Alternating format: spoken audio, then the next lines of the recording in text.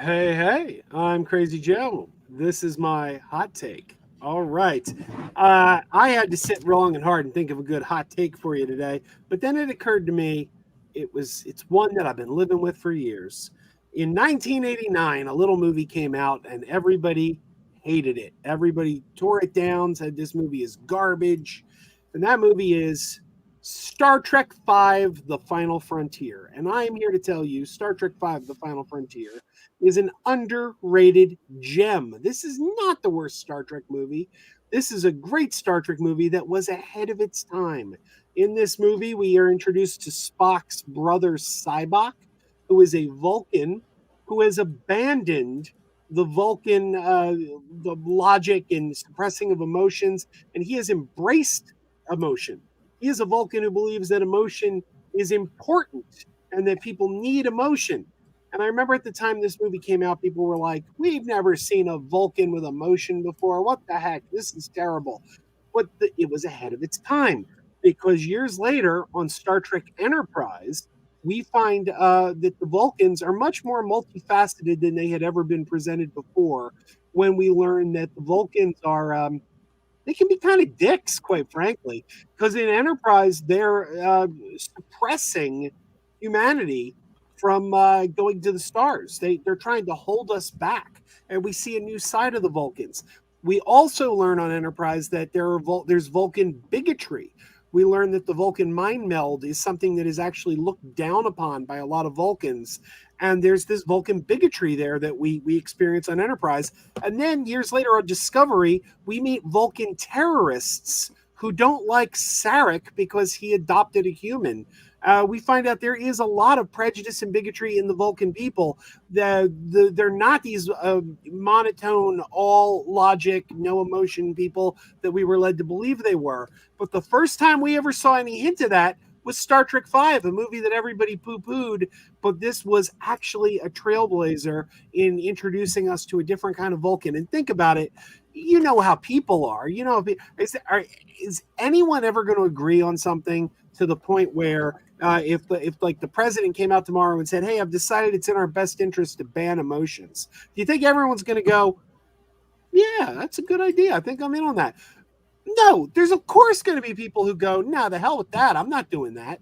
It just makes sense. That's the way individuals are. So, yeah, that's my hot take. Star Trek V. I love it. Okay. Um, I'll agree with you that probably the most interesting thing about that movie was the stuff with the with the Vulcans, but like I just don't I find that movie just very forgettable. I don't like the movies that William Shatner directed specifically. Same thing with the motion picture, but like I will say yes, there are a couple of interesting ideas, but like I don't know, it's just not I feel like they're trying to jumble a whole bunch of ideas together. It's not mixing very well. I don't know. I don't Perp, remember the Perp fit. looks shocked right now. He's looking. Look at him. Look at his face. He's like, "What?" Well, yeah, I don't know. I don't know. I classic though. Classic. I don't know. I don't know about that. Brian could probably talk about it more than I can. I don't know. Get him, Brian. I never saw it. Get him. Get him. What does God need with a starship? Um, well, first off, Star Trek Five is an underrated movie. I very much agree. And it's also one that I watched right before and after we went to Yosemite, which is like a 7 hour damn drive. Did you take any marshmallows? No, no, no. But I No did see a marshmallows. shirt in the thing that said "Go climb a rock." Now that Kirk's wearing that shirt on the bridge, and then the person that the admiral that gives him the mission is actually Harv Bennett, the producer. I love Star Trek Five. It's a great movie. Cybok is probably one of the more nuanced characters after like Khan. Um, as far as that goes, I mean, yeah, I mean, maybe after General Chang and Khan, because I really enjoyed Star Trek Six. It's one of my personal favorites. It bounces back and forth, honestly, between Star Trek 6 and Wrath of Khan. That's how close that one is for me, because I love that movie. But yeah, the soundtrack was great. Jerry Goldsmith came back to do it, brought back the motion picture soundtrack. I forgot the name of it, but something man, Searching Man, or something like that. But the suite that they used on the planet Shakari before they met, the god, that was great. That's where they really finalized the Klingon language. Like, god dang, like, yeah. That was a the Klingon stuff. I felt like probably was undercooked a little bit. Well, they were way overused.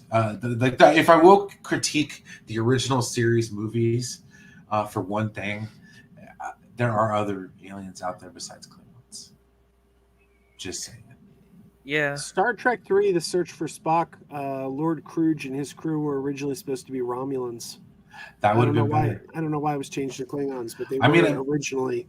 Not gonna lie, it would have been better because a motion picture had them.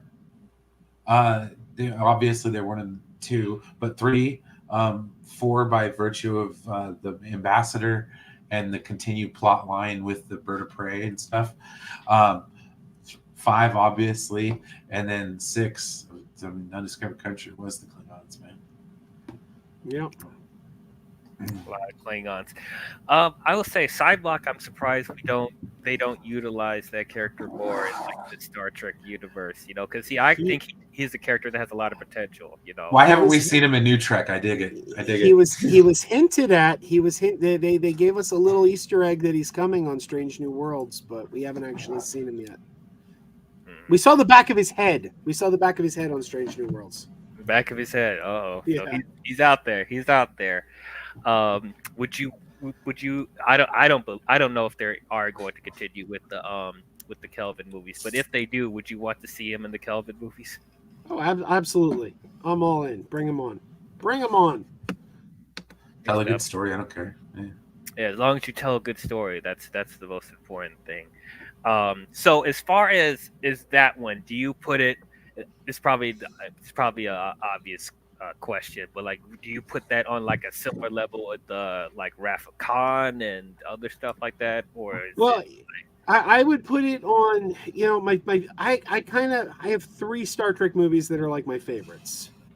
There's Star Trek 3: The Search for Spock, which was the first one I ever saw in the movies. My dad took me to see it. By the way, my dad passed away in 2013, and today would have been his 84th birthday. So, happy birthday, Dad! But he took me to see Star Trek 3. It was the first one I saw in the theater, so therefore it holds a really special place in my heart. But in terms of which one is the best, I'm kind of like on a toss-up with Brian, 2 and 6. 2 and 6. So I would say Star Trek 5 is strongly the second tier. Like if I went down and said these are the best, that would be my next level. It's on my level of Generations, like. I think it's a lot better than Generations. Not quite Insurrection, but oddly enough, I think Generations would be a much better movie if it had a Jerry Goldsmith score. I think one of the things that holds it back is it has a television score. It does. Was it McCarthy or whatever who did the score for the TV show? It was his first. It was his first ever movie, and I don't think he gave it a motion picture score. It sounds like a typical episode of Next Generation. I think a majestic sweeping score would have made that movie go up a level. My high school band, or not my high school band, but my junior high school band, did that song. The ending credits. So we're out there for PE, and all we hear is bah, bah, bah, bah, bah, bah, bah, bah. And I'm the only one that's like, yeah. Everybody's all looking at me like, you freaking nerd. Yeah, that's cool.